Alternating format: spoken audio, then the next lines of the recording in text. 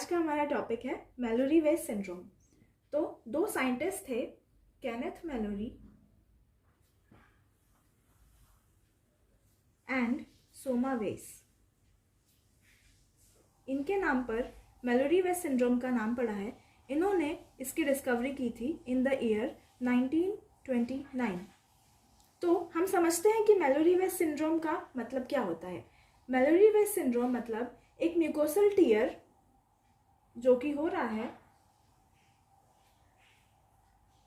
स्क्वैमो columnar junction पे।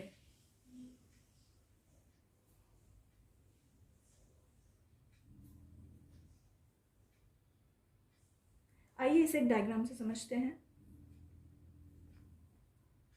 ये आपका स्टमक है, ये आपका ईसोफेगस है और यहाँ पे है स्क्वैमस सेल और यहाँ पे है कॉलमनार सेल। तो इन दोनों के जंक्शन पे हो रहा है मैलोरी वेस टीयर। इसके कॉजेस अगर हम देखें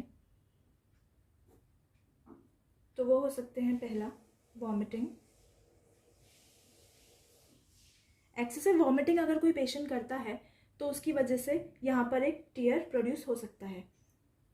दूसरा कॉज है इसका रैचिंग, मतलब कि अगर पेशेंट बार बार उसको नौजिया वाली फीलिंग आती है तो उसकी वजह से पेशेंट को वॉमिटिंग हो सकती है, जिसकी वजह से ये टीयर कॉज हो सकता है।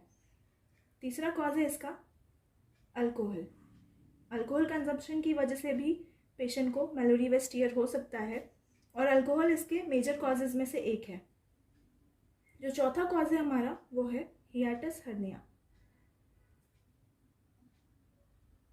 हियाटस हर्निया की वजह से भी यहाँ पर एक म्यूकोसल टीयर प्रोड्यूस हो सकता है। आइए हम इसके क्लिनिकल फीचर्स देखें। बहुत ही सिंपल सी चीज़ है। क्लिनिकल फीचर्स में पहला होगा कि पेशेंट को सबसे पहले जीआई में ब्लीडिंग होने लगेगी। जीआई के कौन से पार्ट में? अपर एरिया में। अपर जीआई ब्लीडिंग यहाँ पर हमें पेशेंट में देखने को मिलेगी। और एक ऑब्वियस सी बात है, अगर जीआई में कोई भी प्रॉब्लम हो रही है तो पेशेंट को दर्द होगा, यानी एब्डोमिनल पेन।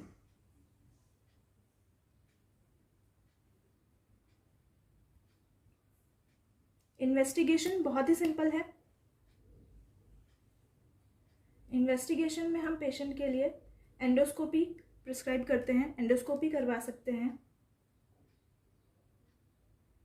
जिससे टीयर की लोकेशन का पता चल जाएगा।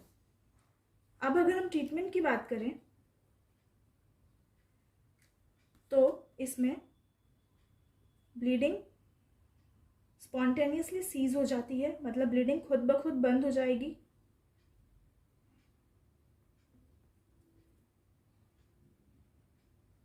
और अगर वो नहीं होती है तो हम पेशेंट को वैसोप्रेसिन प्रिस्क्राइब कर सकते हैं।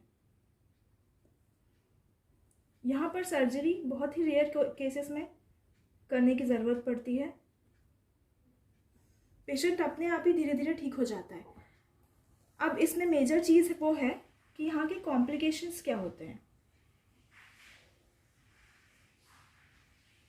इसमें बहुत ही सीवियर कॉम्प्लिकेशंस प्रोड्यूस हो सकते हैं, जैसे पहला होगा शॉर्टनेस ऑफ ब्रीथ।